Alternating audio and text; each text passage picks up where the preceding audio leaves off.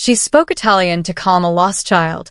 Mafia boss froze and ordered, "Find everything about her." The blood on his white dress shirt was still wet. I stood in Alessandro Russo's master bathroom. Marble countertops worth more than my yearly salary, imported Italian tile under my bare feet, watching the water in the sink turn pink as I cleaned his hands. His knuckles were split open. Purple bruises bloomed across his right hand like violent flowers. "Did you kill anyone tonight?" My voice was steadier than I expected. His dark eyes met mine in the mirror. No flinching, no defensive anger, just brutal honesty. No. He paused, and I watched his jaw clench. But I hurt someone badly. Someone who needed to understand that threatening you was a mistake. I should have been horrified. Should have dropped his hand, run from this brownstone, called the police, disappeared back into my safe, normal life. Instead, I pressed the warm washcloth more gently against his torn skin. "Does it hurt?" I whispered. "Not anymore." His undamaged hand came up to cut my face, thumb brushing my cheekbone. "Not when you're touching me, Alessandro. Tell me to stop, Sophia." His voice was rough, desperate. "Tell me this is wrong. That you can't love a man who does terrible things. That you're leaving." I looked at him, really looked, at the blood under his fingernails he'd missed, at the exhaustion in his eyes, at the man who'd just committed violence to protect me and was now letting me see every brutal inch of who he really was. "I'm not leaving," I said. And I meant it. Let me tell you how I got here. How speaking one sentence in Italian to a stranger's child put me on a mob boss's radar. How 3 words, non piangere, piccolo, changed my entire life. How I fell in love with the most dangerous man in New York, and why I'd choose him again. Every single time. If you love dark romance where danger meets devotion, hit that subscribe button. I'm Rosalie, and this is a story about choosing love over safety and never looking back. 72 hours earlier. The little boy couldn't have been more than 5 years old. He stood in the middle of Central Park's crowded main pathway, tears streaming down his face, while 300 people walked past without stopping. It was 2:47 p.m. on a Tuesday in April. That specific kind of spring afternoon where the sun feels like a promise and the air smells like possibility and hope. The child wore a tiny designer suit. I recognized it because I'd seen it in a Bergdorf Goodman window last month. Miniature Armani, probably $1,200, paired with leather shoes that cost more than my rent. His dark hair was perfectly cut. His olive skin was flushed from crying. And every single New Yorker walked around him like he was invisible. See something, ignore something, keep walking. The unofficial city motto. I'd been on my lunch break from the cafe where I worked, Cafe Lucia, a cramped spot near Columbus Circle where I pulled espresso shots for $14 an hour plus tips. My phone said I had 17 minutes before I had to be back. I was eating a $6 salad on a park bench, mentally calculating whether I could afford new art supplies this month or if my student loan payment took priority again. Then I saw him. This tiny, terrified child, sobbing in Italian. I'd never been good at minding my own business. "Hey, sweetheart." I knelt beside him, setting my salad down, keeping my voice gentle. "Are you lost?" He looked at me with enormous dark eyes, the kind of eyes that held too much fear for someone so small, and said something I didn't understand. Not English. I tried Spanish next. I'd learned enough working at the cafe to manage basic conversation. ¿Estás perdido? ¿Dónde está tu mamá? He just cried harder. Then I heard it. One word that made my chest tighten with recognition. Mama. The cadence, the pronunciation, Italian. The child was speaking Italian. I'd spent a semester abroad in Florence during college. 6 months that had been the happiest of my life, wandering cobblestone streets and learning to see art the way Italians did, as essential as breathing. I'd fallen in love with the language, the culture, the way Italians gestured with their entire bodies when they spoke. After returning to New York, I'd kept studying, taking evening classes twice a week at the Italian Cultural Institute on Park Avenue, maintaining my fluency because it connected me to something beautiful in a city that often felt harsh and gray. Now that random skill was about to save a terrified child. Non piangere, piccolo. I switched to Italian, my voice soft. Don't cry, little one. Sono qui per aiutarti. Come ti chiami? I'm here to help. What's your name? His entire face transformed. Relief flooded those dark eyes. Luca, he whispered, then launched into rapid Italian. He was looking for his papa. They'd been walking, he'd seen a dog, a big fluffy one, and he'd chased it, and now he couldn't find anyone, and he was scared, so scared. Va bene, Luca. I took his small hand, feeling it grip mine like a lifeline. Troveremo tuo papà. We'll find your father. Rest upon me, okay? He nodded, his tears finally slowing. I looked around the crowded park, trying to figure out the best approach. Security? Police? Lost and found? My phone said I had 11 minutes left of my break. Then I noticed them. 3 large men in dark suits moving through the crowd with military precision. They weren't casual parkgoers. They were clearly searching for something or someone. Their eyes scanned faces methodically. One spoke into an earpiece. Luca, I said carefully in Italian. Sono questi uomini con tuo papa? Are these men with your father? He looked and his whole face lit up. Sì. Marco. He started waving his free hand. The man, Marco, apparently spotted us. His expression shifted from tense concentration to pure relief. He spoke rapidly into his phone or earpiece, and the other 2 men immediately converged on our location.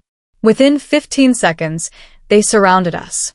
I instinctively pulled Luca closer, my protective instincts overriding logic. These were clearly security, probably legitimate, probably fine. But something about their intensity made my skin prickle. The way they moved. The way they positioned themselves to block us from the crowd. This wasn't normal parental panic. This was something else. Luca. Marco knelt down, his massive hands gentle as they checked the boy for injuries. He spoke rapid Italian. Where were you? We've been looking everywhere. Your father is. Then Marco's sharp eyes found mine. You found him. Thank you. His English was accented but clear. He was lost and scared, I said, still holding Luca's hand. I just stayed with him until... Sophia. The voice cut through the crowd noise like a blade. Commanding. Cold. The kind of voice that made people instinctively move out of the way. I turned toward it and felt my breath catch. The man walking toward us was devastating in a way that went beyond simple handsomeness. Tall, maybe 6'2", powerfully built, moving through the crowd like it parted for him because it had no other choice. Which it did. Dark hair swept back from a face of sharp angles and aristocratic features. Olive skin. Full lips currently pressed into a hard line. And eyes that were almost black, currently fixed on me with an intensity that made every nerve ending in my body light up. He wore a dark navy suit that looked like it cost more than my car, probably Brioni, maybe $6,000. With an expensive watch visible at his wrist. Patek Philippe, platinum. Easily $47,000. I knew because a regular at the cafe wore one and never shut up about it. But it wasn't the wealth that made me freeze. It was the aura of danger rolling off him in waves. This was someone important. Someone powerful. Someone you didn't cross unless you had a death wish.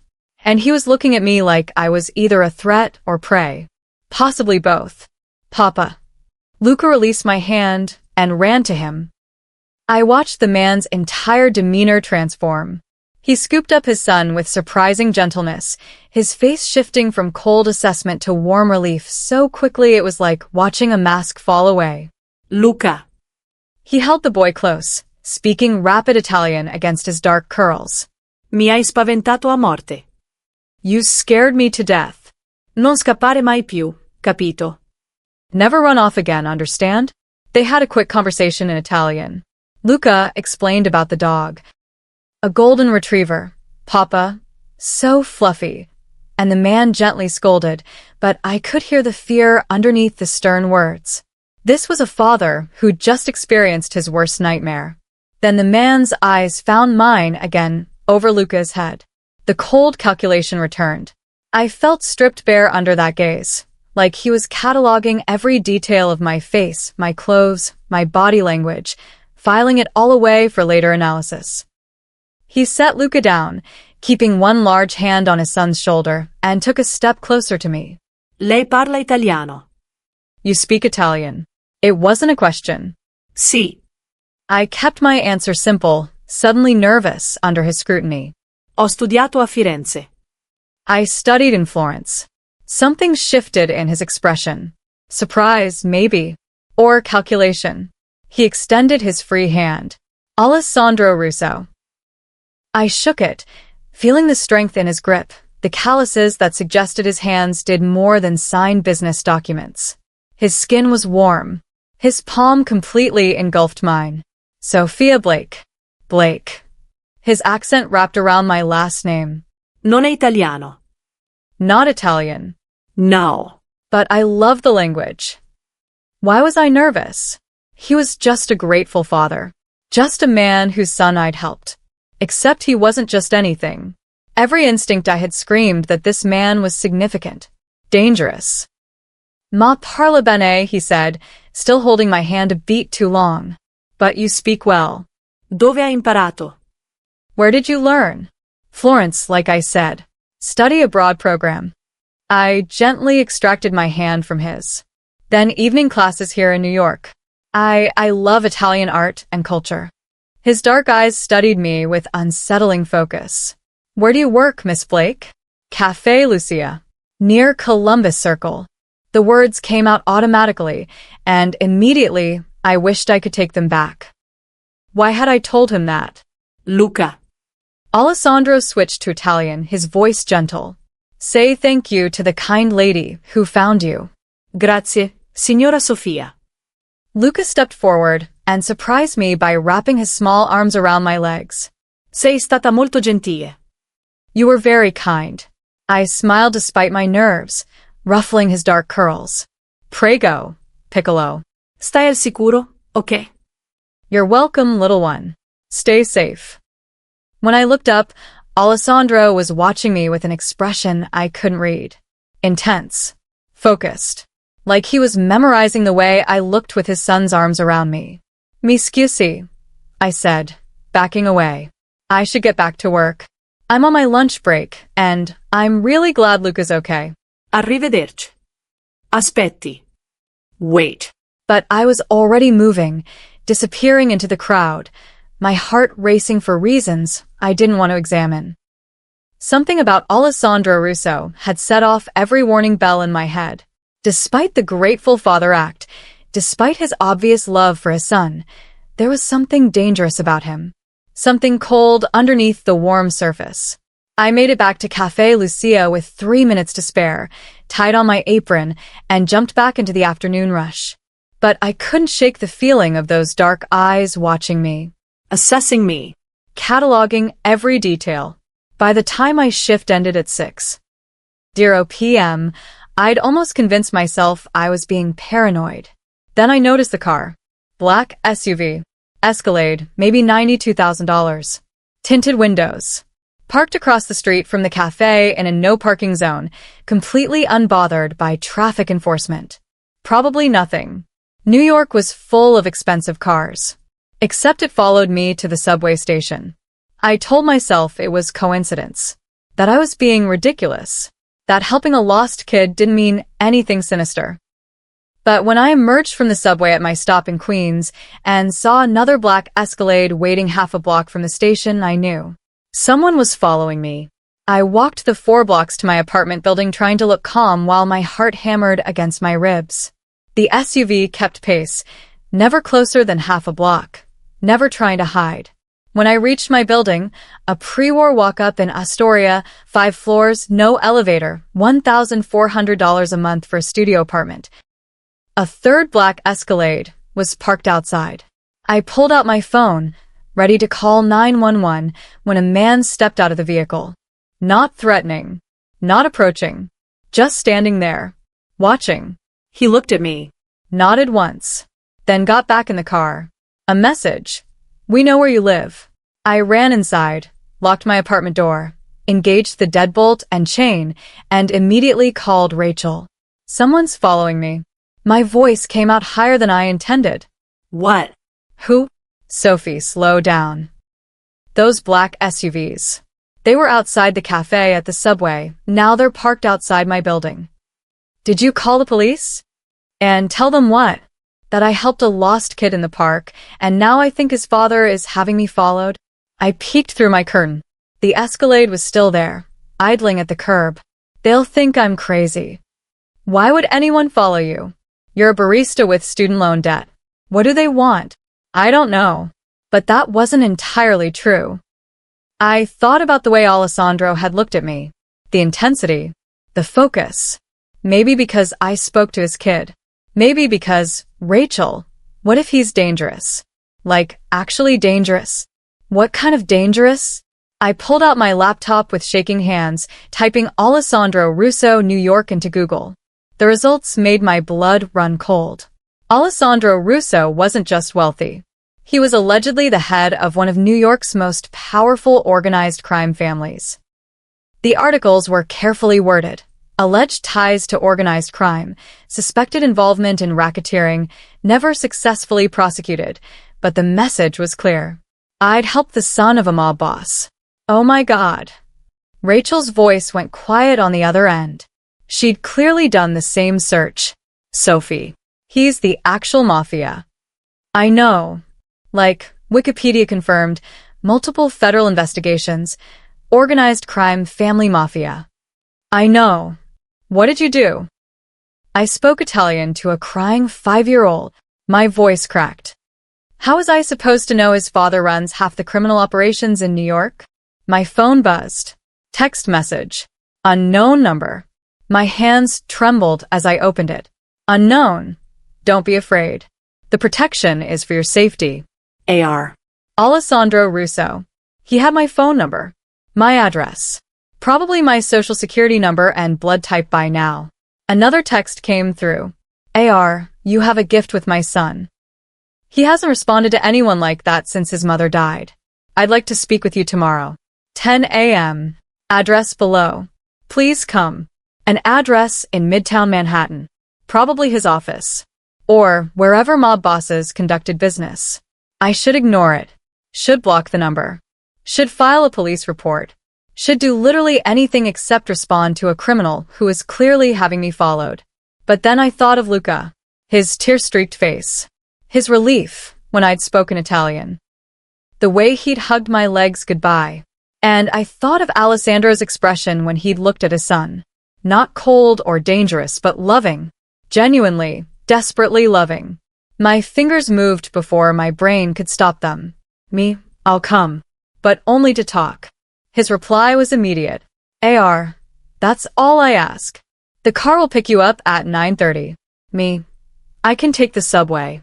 AR, the car will pick you up at 9:30. Non-negotiable. I stared at my phone.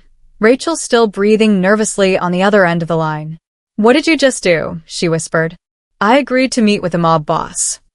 Sophie, I know it's insane. But Rachel, you didn't see Luca. He was so scared, and then so happy when I spoke to him, and Alessandro said his mother died, and now you're getting in a car with the Mafia tomorrow morning. Great plan. Very smart. Not at all how people end up in the Hudson River. Despite everything, I almost laughed. You're not helping. I'm coming over. With wine. Lots of wine. And we're going to figure out how you went from underpaid barista to mob boss's person of interest in less than 6 hours. While I waited for Rachel, I did more research. Alessandro Russo, age 34, inherited his father's business interests at 25 after Dante Russo died in what was officially ruled a car accident. Never married, but had been in a long-term relationship with Gianna Ferraro, an Italian art dealer from Milan. She died 2 years ago. Cancer. Aggressive. 4 months from diagnosis to death. They'd had 1 child together. Luca. Age 5. There were photos. Alessandro at charity galas, donating to children's hospitals. Alessandro at Italian cultural events. Alessandro at his father's funeral, face expressionless, eyes empty. And one photo of him with Gianna. They were at some fundraiser, her in a red dress, him in a tuxedo, both smiling. But it was the way he looked at her that made my chest tighten. Like she was the only person in the room. Like she was his entire world. That man had loved her. Completely. And losing her had clearly devastated him. Rachel arrived with 2 bottles of wine and worry written all over her face. "Okay," she said, settling onto my tiny couch. "Let's assess. You helped a mob boss's kid. Said mob boss is now having you followed, has your phone number, and wants to meet tomorrow. What's the best case scenario here? He wants to thank me? Offer some reward money. And worst case?" We both fell silent. "I don't think he wants to hurt me," I said finally. "If he did, he wouldn't have texted first. Wouldn't have asked me to meet. He'd just..." I couldn't finish the sentence. "Okay, so probably not murder." Rachel poured us both wine. "Then what does he want?" I thought about his text. "You have a gift with my son. I think he wants me to help Luca. Somehow." "Help him how?" "I don't know. But that's what I'm going to find out tomorrow." Rachel raised her glass. "To Sophia Blake, who can't walk past a crying child without getting involved with organized crime." I clinked my glass against hers. "To terrible life choices and expensive wine." We drank. Outside, the black Escalade stayed parked at my curb all night. I checked at midnight, at 2 a.m., at 5:30, when I gave up trying to sleep. Knowing they were there was somehow both terrifying and oddly reassuring. Like having a monster under your bed that had promised not to eat you. At 9 a.m., I dressed carefully. Black pants. Nice blouse. My good jacket. If this was a business meeting, I'd look professional. If it was something else, well, at least I'd look put together when my body was found. "That's not funny," Rachel said when I made the joke. She'd spent the night on my couch, unwilling to leave me alone. Gallows humor is how I cope. At exactly 9:30, my phone buzzed. "AR, the car is downstairs." Rachel hugged me tight. "Text me every 15 minutes. If I don't hear from you by 11, I'm calling everyone. Police, FBI, your mom in Oregon, everyone." Deal. I headed downstairs on shaking legs. The black Escalade was there, rear door open, a driver in a dark suit waiting beside it. "Miss Blake." He gestured to the interior. "Please, make yourself comfortable." The inside was more luxurious than my entire apartment. Leather seats that probably cost more than my monthly rent. Climate control. A mini. Bar stocked with expensive water and what looked like $300 bottles of whiskey. I sat stiffly, trying not to touch anything, as we pulled into Manhattan traffic. The drive took 40 minutes, ending at a building in Midtown that looked like any other office tower. The driver led me through a private entrance to an elevator that required a key card. We rode to the 52nd floor in silence. The doors opened to what could only be described as a penthouse office. Floor-to-ceiling windows overlooked Central Park, the same park where I'd found Luca yesterday. Expensive art on the walls. I recognized a Caravaggio, probably worth $6 million. Furniture that screamed old money and good taste. And sitting behind a massive desk, Alessandro Russo. He stood when I entered, buttoning his suit jacket. Same devastating face. Same dangerous aura. But in the morning light flooding through those massive windows, I could see more details. The slight shadows under his eyes, suggesting he hadn't slept well.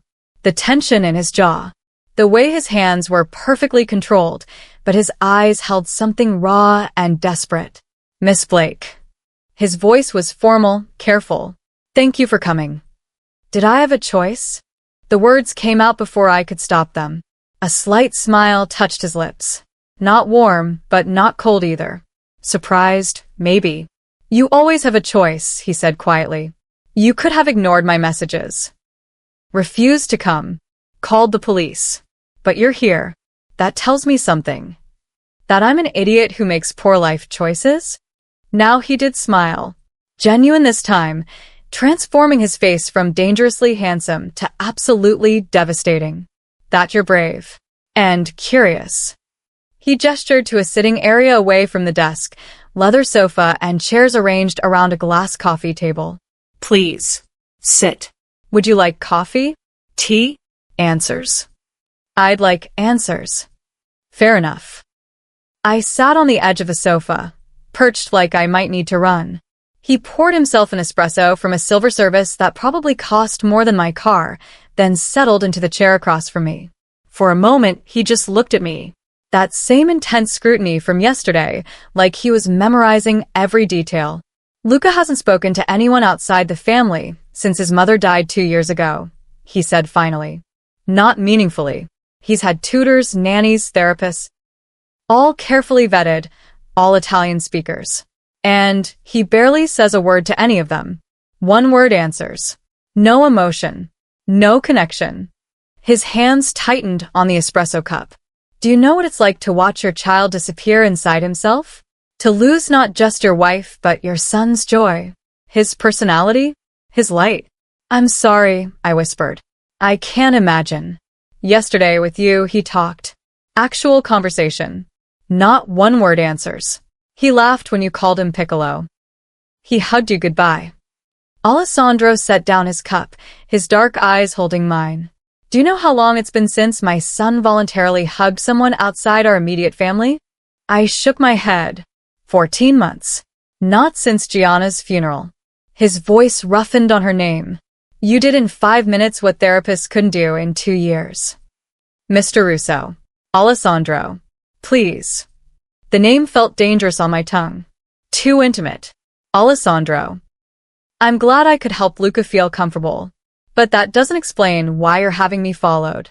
Or why I'm in your office. He leaned forward, elbows on his knees, suddenly closer. I want to offer you a job. If you're already hooked on Sofia and Alessandro's dangerous love story, hit that subscribe button. Rosalie's got more dark romance coming your way. A job. I couldn't keep the skepticism out of my voice. Working for you. As Luca's tutor. Language instruction, cultural education, general companionship. You'd work at my home 4 afternoons per week. Well compensated.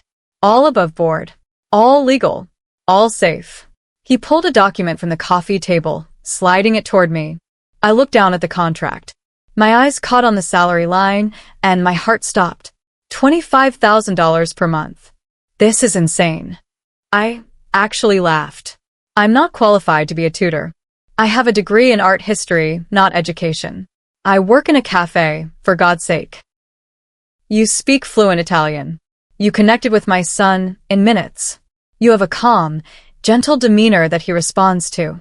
Alessandro's gaze never left my face. Those are the only qualifications I need. You want me to work for the mob. He didn't flinch. I want you to teach my son.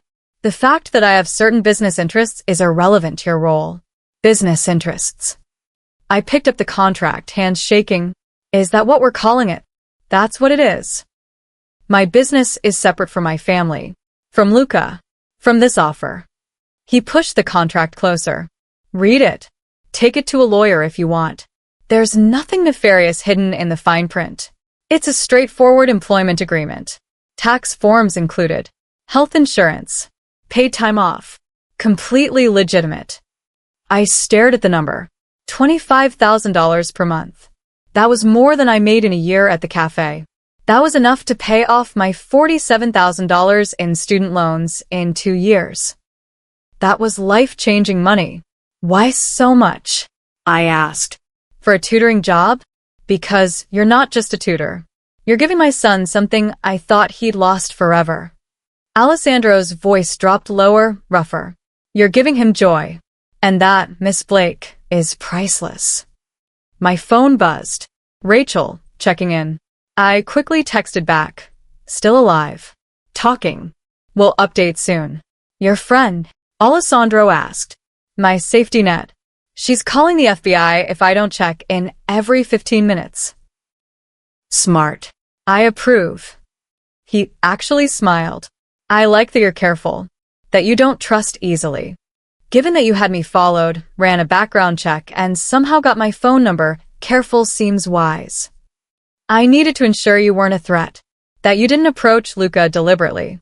That you were, he paused. Genuinely kind, not an opportunist. And you work 60 hours a week between 2 jobs to afford a studio apartment in Queens. You volunteer at a literacy program on Sunday mornings. You visit your mother in Oregon twice a year. You have $219 in your checking account and $47,000 in student loan debt. You've never been arrested. Never even gotten a speeding ticket. His eyes held mine. You're exactly what you appear to be. Someone genuinely kind who saw a child in distress and couldn't walk away. The fact that he knew all that should have terrified me. It did terrify me. But underneath the fear was something else. Something I didn't want to examine too closely. So, I passed your background check, I said quietly. What now? Now you decide. Take the weekend. Think about it. Review the contract. Make whatever decision you can live with. He stood and I automatically stood with him. But Sophia, understand something. Whether you accept this job or not, you're now on my radar. And that means you're under my protection. Protection from what? From anyone who might want to use you to get to Luca. Or to me.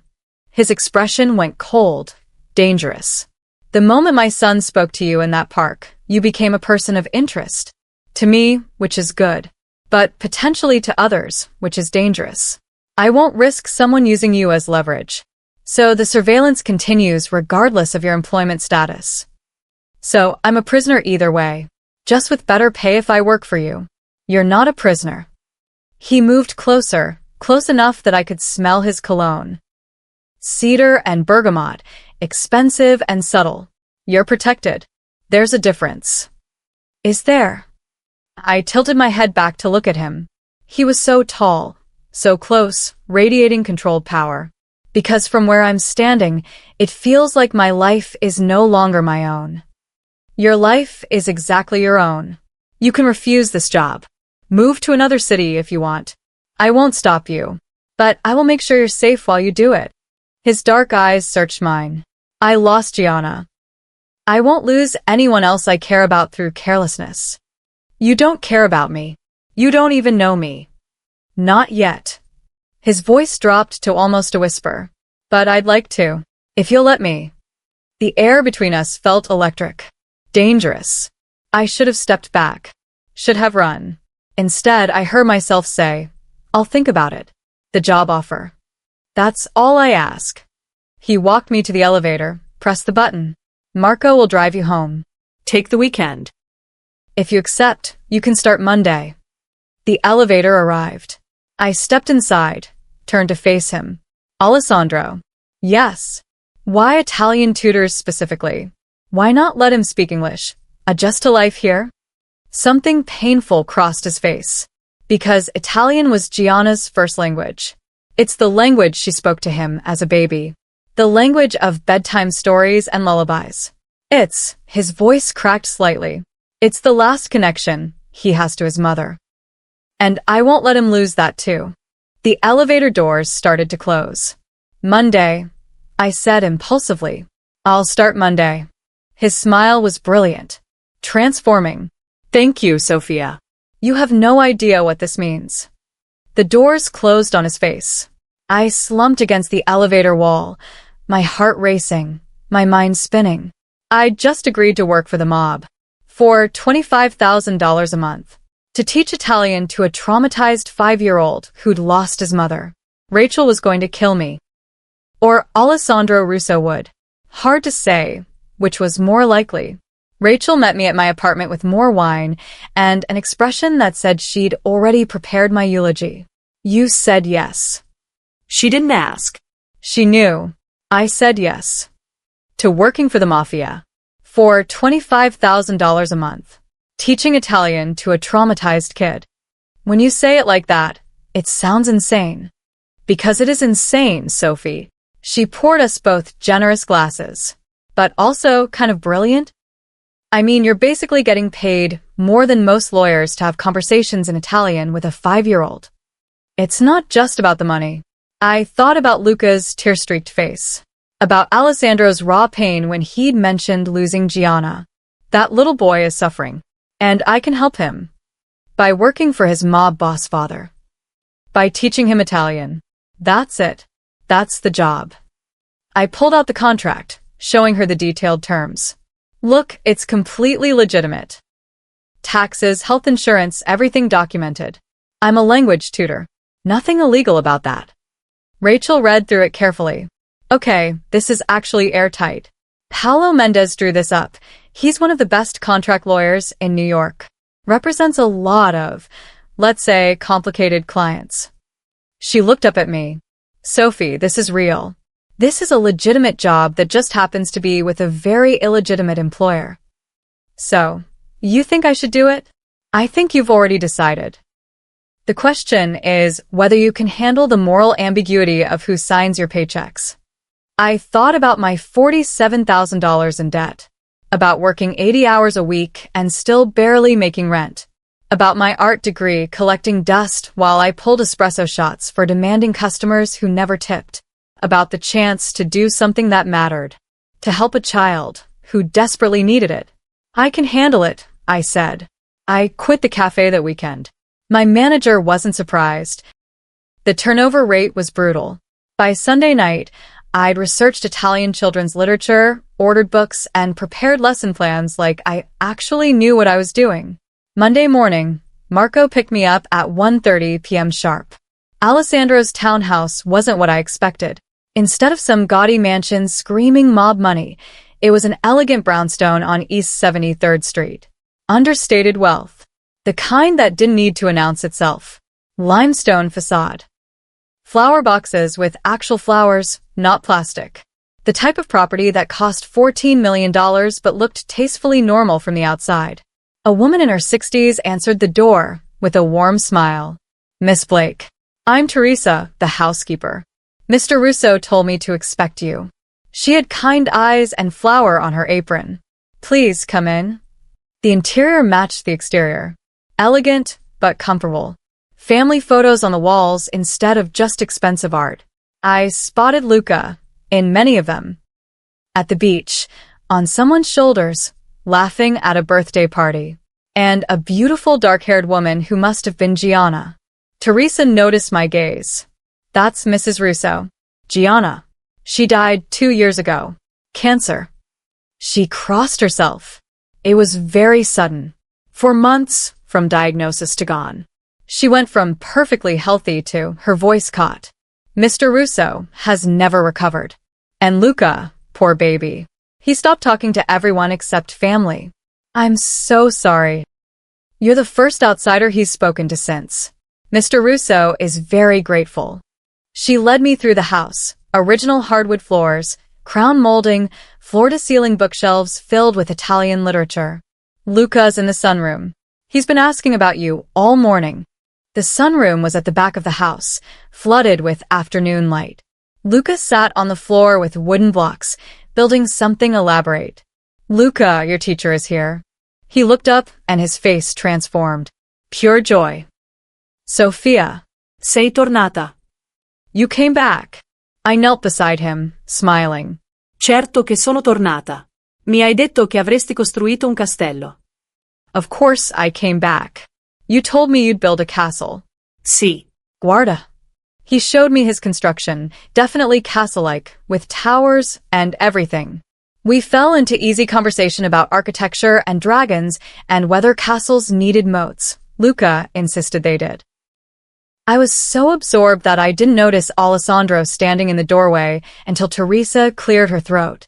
Mr. Russo, I didn't hear you come in. I didn't want to interrupt. He moved into the room, and Luca immediately reached for him. Papa. Sofia è qui. Stiamo parlando di draghi. Papa. Sofia is here. We're talking about dragons. Lo vedo, piccolo. I see, little one. Alessandro's entire demeanor shifted around his son. Softer. Warmer. The dangerous edge completely gone. He looked at me over Luca's dark curls. Thank you for coming. Of course. Sofia will be here every Monday, Tuesday, Thursday, and Friday afternoon. Would you like that? Sì. Passiamo parlar italiano e giocare e leggere storie. Luca launched into an excited list of everything we could do together. I watched Alessandro's face transform as his son spoke. He looked at Luca like he was witnessing a miracle. Like hearing his child's animated voice was oxygen after drowning. When Luca finally paused for breath, Alessandro caught my eye and mouthed silently, "Thank you." The afternoon passed quickly. We worked on vocabulary, read stories, built increasingly elaborate block structures. Luca was bright, sweet, and starved for attention. By 5 p.m., I was exhausted but happy. "You're a natural," Teresa said, bringing me tea in Alessandro's study where I was documenting the session. "I've never seen Luca so animated. Whatever you're doing, keep doing it." I'm just talking to him, treating him like a person instead of a broken thing that needs fixing. That's more than anyone else has done. She patted my shoulder. "Mr. Russo will be very pleased." As if summoned, Alessandro appeared. His suit was slightly rumpled, his tie loosened. There was tension around his eyes that suggested his day had been long and stressful. "Sophia, how was the first session?" I handed him my notes. Detailed observations about Luca's language skills, his interests, areas where he needed support. Alessandro read them carefully, his expression thoughtful. "This is excellent. Very thorough." He looked up. "Would you stay for dinner? Luca has been asking, and Teresa always makes too much food." I should have said no. Should have maintained professional boundaries. But the hopeful expression on his face, so different from the cold mob boss I'd met in his office, made me agree. "Okay. Just dinner." We ate in the kitchen rather than a formal dining room. "Homemade pasta. Teresa's recipe," she said proudly, passed down from her grandmother in Napoli. "Fresh bread. Simple salad." Luca sat between us, chattering away in Italian, occasionally translating for Teresa when she asked what we were discussing. "He's never like this," Alessandro said quietly while Luca was distracted showing Teresa his castle. "So happy. So talkative. You've worked a miracle in one afternoon." "It's not a miracle. He just needed someone who speaks his mother's language, who makes him feel connected to her." Alessandro's expression went distant. Pained. "Gianna was from Milan. We met when I was there on business. Married within 6 months. He stopped, emotion flickering across his face. "She was everything good about me. Everything light and warm and kind. When she died, I lost the best part of myself. And Luca lost his whole world." "I'm sorry." That must have been devastating. It was. And watching him withdraw, stop talking, stop connecting, that was almost worse.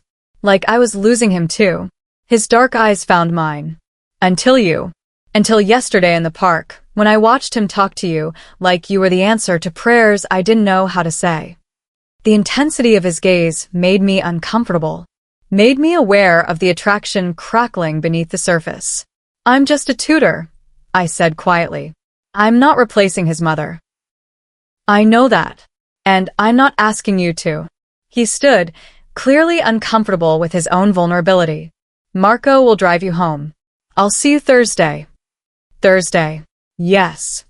Over the next 2 weeks, I fell into a routine. 4 afternoons per week at the Russo townhouse, working with Luca. Sometimes staying for dinner when he begged.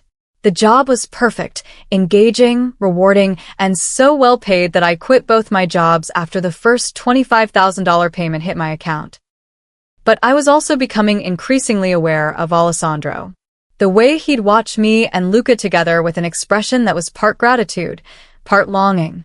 The way he'd join us for tea sometimes, listening to our Italian conversations with a small smile.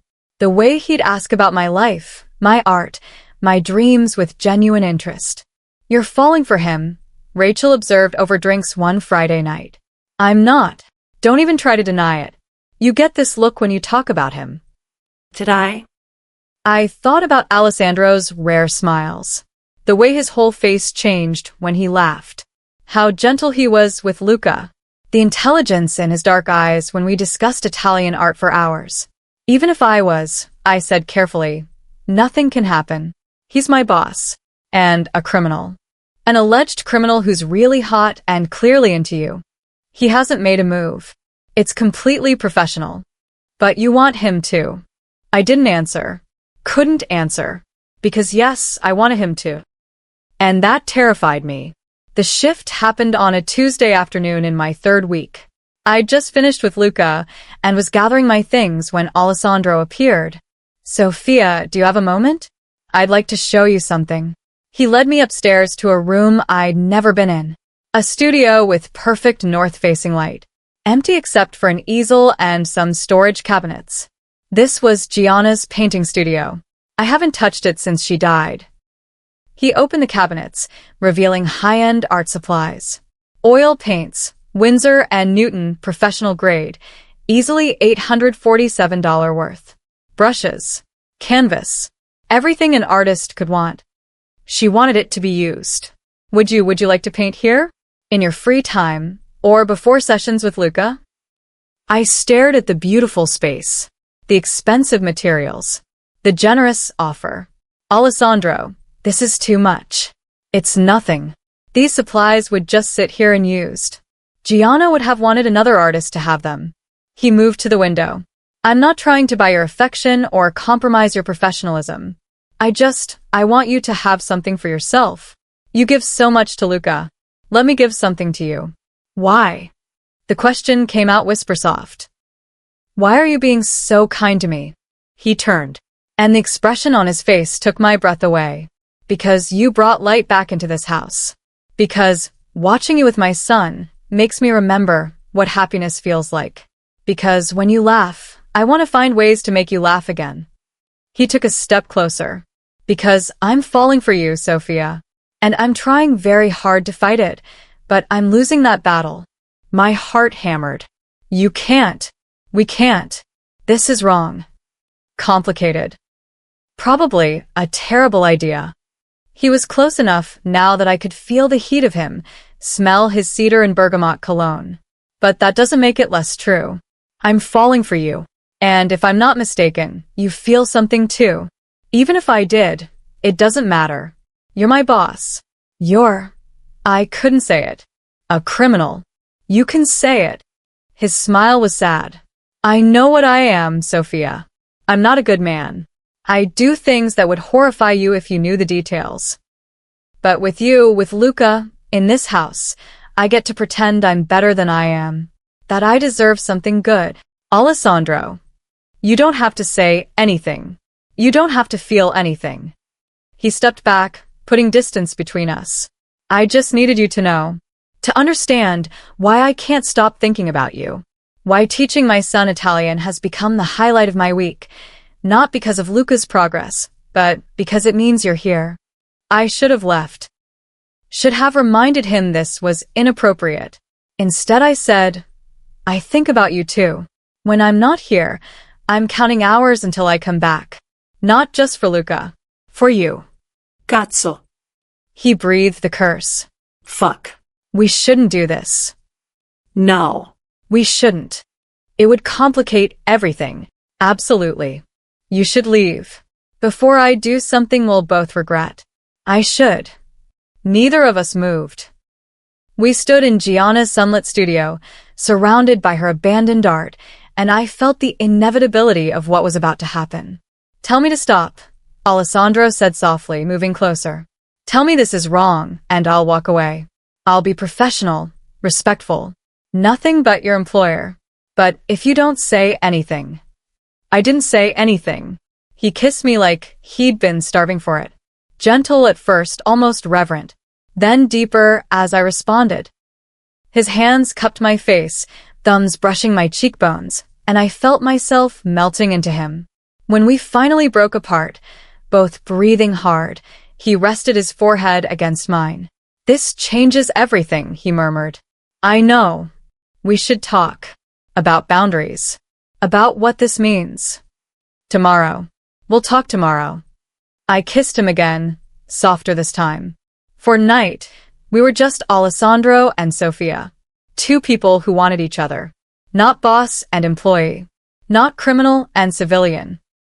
Just us. If you're as obsessed with this love story as I am, drop a like and let me know. Are you Team Alessandro or Team Run? We didn't talk the next day. Or the day after that. Instead, We fell into something beautiful and secret. Stolen moments between my sessions with Luca. Lingering conversations over dinner.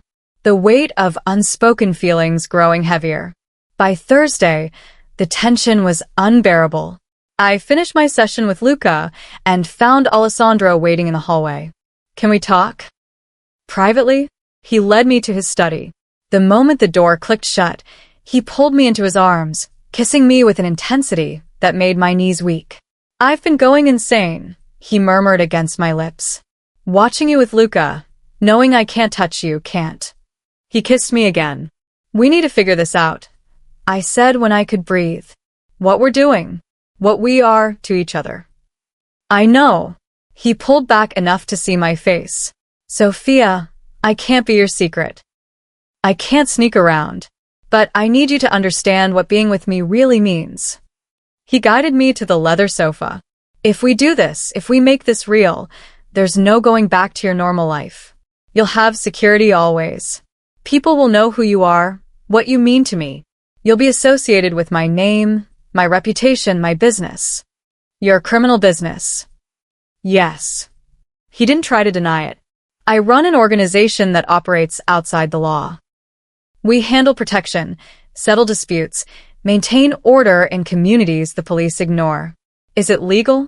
No. Is it necessary? I believe it is. But that's for you to decide if you can accept. I thought about the past 3 weeks. The way Alessandro spoke about his work, not with pride but with duty. The charitable donations.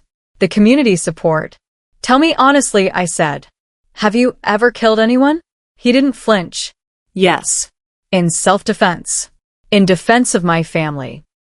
In situations where it was them or me. I'm not proud of it, but I won't lie about it either. I should have been horrified. Should have pulled away, walked out, never looked back. But I thought about the gentle father who read bedtime stories. The man who'd given me his late wife's art studio because he wanted me to have something for myself. People were complicated. Good and bad existed in the same person. I need time, I said finally. To think about this. About what being with you really means. Take all the time you need. He kissed my forehead. But know this. I'm already in love with you, Sophia. Completely. Terrifyingly in love. And if you decide you can't handle my world, I'll understand. But I'll never stop protecting you. Even if you walk away, you're mine to keep safe. That's very possessive. I'm a very possessive man when it comes to people I love. He smiled slightly. One of my many flaws you'll have to decide if you can tolerate. I spent the weekend soul-searching. Rachel came over Saturday night, and I told her everything. So let me get this straight, she said. A gorgeous, rich, Italian mob boss is in love with you, wants to date you properly, is honest about his criminal activities, and you're hesitating because dating a criminal is insane? Is it though?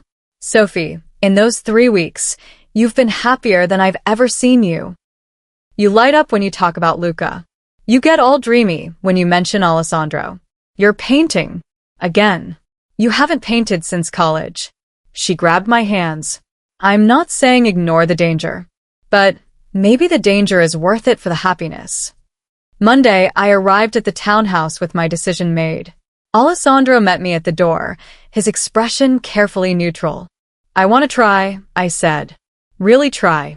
You and me. Official dating. Navigating your world together. His smile was brilliant. You have no idea what this means to me.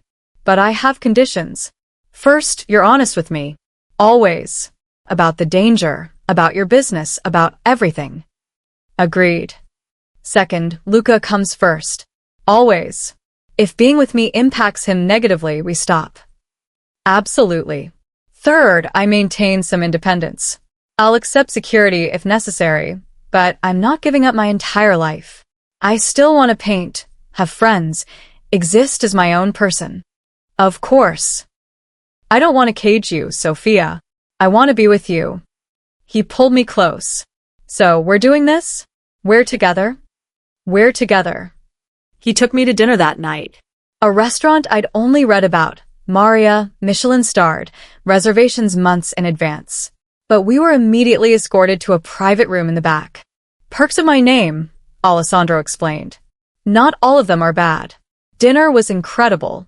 Multiple courses of exquisite Italian cuisine. Wine that probably cost $340 a bottle. Conversation that flowed from art to politics to philosophy. Alessandro was educated, well-read, passionate about culture. This is the part people don't see, he said over dessert. They think mob boss and assume I'm uneducated, crude. All violence and no refinement. But my father insisted I study, learn languages, appreciate art. Understand the world beyond our neighborhood. Why, if you were just going to run a criminal organization? Because he believed we could be more than criminals. That we could be patrons, benefactors. People who contributed to society while also operating outside its rules. He swirled his wine. He died when I was 25. Car accident. Actually an accident, not a hit. I inherited everything, including his vision. And I've been trying to achieve it ever since. Have you? I'm trying. The scholarships, the charitable work, the legitimate businesses, that's all in service of his dream. But I'm still my father's son. Still running operations he built. Still making choices he might not have approved of. He looked at me directly. Still very much a criminal, no matter how I try to dress it up. But you're also a father. A philanthropist. A man who reads Dante for pleasure and can discuss Caravaggio's technique. I reached for his hand. You're complicated, Alessandro. That doesn't make you irredeemable. You make me want to be redeemable. To be worthy of how you look at me. When we left around 11 p.m., I noticed the security immediately. 2 SUVs, one ahead and one behind. Alessandro saw my expression. Being with me means protection. You'll get used to it. Will I? Will I ever get used to armed guards following me around? I hope not completely. I hope you always stay a little uncomfortable with this world. That's what keeps you grounded. What keeps me grounded. He pulled me closer in the back seat. But I'll do everything in my power to make you feel safe. When we reached my apartment, he walked me to the door despite my protests. What kind of man lets his girlfriend walk into her building alone at night? He kissed me at my door. Slow and deep. I'll see you Thursday. Tuesday. We have a regular schedule, remember? How could I forget? He kissed me again. Buonanotte, mia cara. Good night, my dear. Inside, I found a gift on my kitchen counter. Professional-grade oil paints with a note in Alessandro's handwriting for the studio. Start painting again. I called him immediately. You broke into my apartment? I had someone deliver supplies. There's a difference. I could hear the smile in his voice. Do you like them? They're perfect. But Alessandro, you can't just... Can't just what? Give gifts to my girlfriend? Make sure she has what she needs to pursue her passion. He paused. Get used to being spoiled, Sophia. It's one of the few pleasures I have, taking care of people I love. The next 3 months were a whirlwind. By day, I was Luca's tutor, watching him blossom as his Italian fluency grew. By evening, I was Alessandro's girlfriend, learning to navigate a world where armed security was normal. I painted in Gianna's studio, my studio now, and slowly the walls filled with canvases. Abstract pieces inspired by the complexity of my life. All light and shadow, beauty and danger intertwined. I learned the names of his key associates. Marco, his head of security. Vincent, his second-in-command. Paolo, his lawyer, who somehow kept everything legal despite the illegal activities funding it. I learned which restaurants were family-owned, which neighborhoods were under their protection, which politicians took their money and looked the other way. You're learning quickly, Vincent observed one night at a family dinner. Apparently, I was important enough to be included now. Most outsiders take years to understand our world. You picked it up in months. She's smart, Alessandro said proudly, his hand resting on my thigh under the table. And she asks good questions instead of pretending to understand. Smart enough to know she should run, Vincent's wife Maria said with a knowing smile. But too in love to do it. I remember that feeling. I was in love. Hopelessly, completely in love with a man who'd shown me sides of himself that contradicted everything I thought I knew. "I love you," I told him one night, lying in his bed. I'd started staying over several nights a week. "I know it's complicated and probably insane, but I love you." Probably insane? Definitely insane. He pulled me closer. "But I love you too. More than I thought I could love anyone again after Gianna. You and Luca are my entire world now." Then his expression shifted. "Serious. I need to tell you something.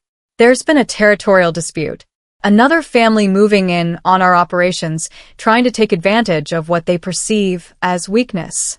They're wrong, but they're also dangerous. And they've been asking questions about you." My blood ran cold. "What kind of questions?" Who you are. "What you mean to me. Whether you'd be useful as leverage." He pulled me back down against him. "I've increased security on you and Luca. You probably haven't noticed because my men are good at being invisible, but you're being protected 24 hours a day now. Alessandro, maybe I should stay away for a while. If being with me puts Luca at risk." No. Absolutely not.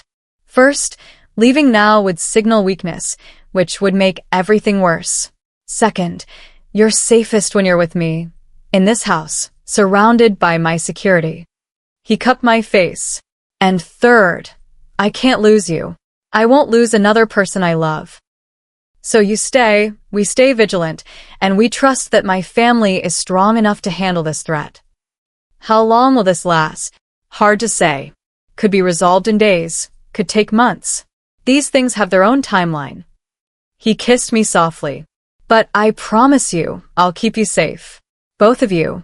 The threat became real 2 weeks later. I was walking to the townhouse from the subway. I'd insisted on maintaining some normalcy despite Alessandro's protests, when a car pulled up beside me. Not one of our security SUVs. A black Mercedes S-Class with tinted windows. Sophia Blake. A man leaned out the window, his smile not reaching his cold eyes. "Can I help you?" I kept walking, my hand moving to the phone in my pocket, ready to hit the emergency button Alessandro had programmed. "Just wanted to say hello. Let you know we've been watching. You're very pretty. Very vulnerable." Before I could respond, 2 of Alessandro's men materialized from nowhere, positioning themselves between me and the car. The man's smile faded, and the car sped away. "Miss Blake, are you all right?" Marco was suddenly there, his hand on my elbow, guiding me quickly toward one of our SUVs that had appeared. "Boss is going to be furious we let them get that close." Alessandro was indeed furious. I'd never seen him so angry. Pacing his study, speaking rapid Italian into his phone, his voice ice-cold with rage. When he finally hung up, he pulled me into his arms so tightly I could barely breathe. "I'm sorry. I'm so sorry. They should never have gotten close to you. Alessandro, I'm fine. Your men were there in seconds." Seconds too late. They spoke to you, threatened you, made you feel unsafe. He pulled back to look at me, and I saw fear beneath the anger. "This is my fault. I should have insisted you take the car this morning. I'm not a prisoner, Alessandro. I'm your girlfriend. I can't live in fear. You should be afraid. These men are dangerous. And I trust you to keep me safe." Which you did. Your security worked exactly as it should. I cupped his face. "Don't let them win by making me give up my independence. That's exactly what they want." He was quiet for a long moment, then nodded. "You're right, but I'm increasing security anyway. And you're moving in here, temporarily, until this is resolved. Alessandro. Non-negotiable." His tone left no room for argument. "I can't protect you properly if you're across the city. And I can't sleep knowing you're vulnerable. Please, Sophia, do this for me. For my sanity." I moved in that weekend. Living in the townhouse was easier than I expected. Luca was thrilled to have me there constantly. Teresa welcomed my help in the kitchen. Even the security team became familiar, friendly faces. I set up in the guest room despite Alessandro's protests that I should share his. "Luca doesn't need to know we're sleeping together," I insisted. "He's 5. He doesn't need that confusion." But one night, everything changed. Alessandro came home at 2 a.m. I heard him in the hallway and went to check. The blood on his white dress shirt was still wet. Alessandro. I'm fine. It's not mine. But his hands were shaking as he tried to unbutton his shirt. I led him to the master bathroom, made him sit, filled the sink with warm water. That's when I saw his knuckles. Split open. Purple bruises blooming across both hands. I cleaned them carefully, neither of us speaking. Did you kill anyone tonight? My voice was steady. No. He paused. But I hurt someone badly. Someone who needed to understand that threatening you was a mistake. I should have been horrified. Instead, I pressed the warm washcloth more gently against his torn skin. Does it hurt? Not anymore. Not when you're touching me. I bandaged his hands carefully. When I finished, he caught my wrist. I'm not proud of the violence, Sophia. But I won't apologize for protecting what's mine. I'm not asking you to apologize. I'm just acknowledging the reality that loving you includes accepting you do terrible things for what you believe are good reasons. Can you live with that? Really live with it long term? I thought about the past months. The happiness I'd found with him and Luca. The art I'd created. The life I'd built. The love that had grown despite the danger and moral complexity. Yes. I can live with it. Because the man who comes home to me, who reads bedtime stories and discusses Dante, that man is worth the complicated parts. He pulled me into his arms. What happened next changed everything. He kissed me like I was oxygen, like I was salvation. And when he lifted me, carrying me to his bed, I didn't protest. I chose him. All of him. The violence and the gentleness. The danger and the love. That night, I learned what it meant to be loved by Alessandro Russo. Completely. Fiercely. With an intensity that left me breathless. And when we finally fell asleep tangled together, I knew I'd crossed a line I could never uncross. I was his. And he was mine. The territorial dispute resolved 2 weeks later. Alessandro was gone all night. I paced the townhouse, unable to sleep, knowing he was doing terrible things to keep us safe. He came home at dawn, exhausted but uninjured. It's over, he told me, pulling me close. Completely over. You can move back to your apartment if you want. Return to your normal life. I looked around the townhouse that had become home. Luca's toys scattered in the living room. My paintings drying in the studio. Alessandro standing exhausted in the doorway, waiting for my answer. What if I don't want to move back? What if I want to stay here with you and Luca? His expression transformed from exhausted to hopeful. You want to move in? Permanently? I'm already here.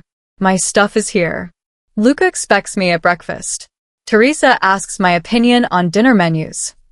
I moved to him, wrapping my arms around his neck. I want to stay, Alessandro. Not because of threats or protection. Because this feels like home. He kissed me deeply, then pulled back with tears in his eyes. The first time I'd seen him cry. Mi vuoi sposare? Will you marry me? What? That wasn't a proposal. That was a statement of fact. He smiled through his tears. I'm going to marry you, Sophia Blake. Maybe not tomorrow, maybe not next month, but someday when you're ready. I'm going to make you my wife. That's very presumptuous. That's very certain. You're mine. You've been mine since the moment you spoke Italian to my son in Central Park. I'm just waiting for you to realize it. 6 months later, he proposed properly. In Gianna's studio, my studio now, surrounded by the 20 paintings I'd created. With Luca hiding behind the door, holding a ring box and giggling. Sophia. Alessandro knelt, and I felt my breath catch. You brought light back into our darkness. You gave Luca his voice and me my heart. You've accepted my world, loved me despite my flaws, and made this house a home again. Will you marry me? Luca rushed out, holding the box. Sposaci, Sofia, per favore. Marry us, Sophia, please. I looked at them. The dangerous mob boss and the sweet 5-year-old. The family I'd never expected to find. Yes. I'll marry you. Both of you. The ring was perfect. Emerald cut diamond, 3.2 carats, platinum band. Worth $67,000, Alessandro told me later. But the price didn't matter. What mattered was the promise it represented. We married 3 months later in a small ceremony. Family only, which in Alessandro's world meant about 100 people. I wore a simple silk dress that cost $4,200 and carried flowers from the townhouse garden. I spoke my vows in Italian, and Luca cried happy tears. "Sei la mia vita," Alessandro said, his voice breaking. You are my life. My light, my redemption. I promise to protect you, cherish you, and love you for all my days. Our wedding night, he loved me like I was sacred. What we built together, family, life, love balanced between his dark world and our bright happiness, was complicated and beautiful and uniquely ours. 1 year later, I stood in the gallery, looking at the invitation for my first solo exhibition. Sophia Russo, Light and Shadow. 20 paintings exploring the intersection of danger and beauty. They're going to love it, Alessandro said from behind me, Luca on his hip. They're going to ask questions about my inspiration, about my life. And you'll answer honestly, that you found love in unexpected places. That sometimes the most dangerous choice is also the right one. He kissed me softly. That you spoke Italian to a lost child and ended up finding a family. Best decision I ever made. Second best, he corrected. The best was saying yes when I proposed. I laughed, pulling both of them close. A reporter approached. Mrs. Russo, your work explores such beautiful contrasts, darkness and light, danger and safety. What inspired this theme? I looked at Alessandro, at Luca, at the life I'd built. I learned that the most beautiful things in life are often the most complicated. That love doesn't always look the way you expect. That sometimes you find your home in the most unexpected places. That afternoon, we walked through Central Park. The same park where everything had started. A little girl stood crying on the pathway. Lost. Alone. Speaking something that sounded like Italian. I started to move toward her, but Alessandro caught my hand, smiling. You can't help yourself, can you? Saving lost children. It worked out pretty well last time. He laughed. Best day of my life. When you spoke Italian to my son and changed everything.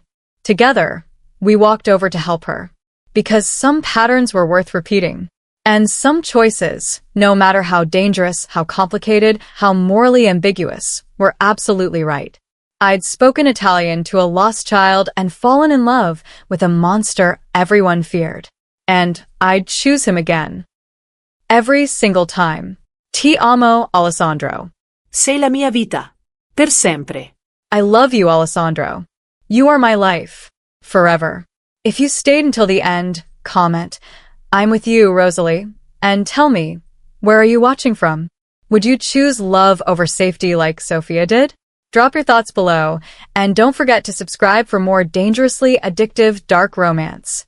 Because sometimes the most beautiful love stories are the ones that should never happen, but do anyway.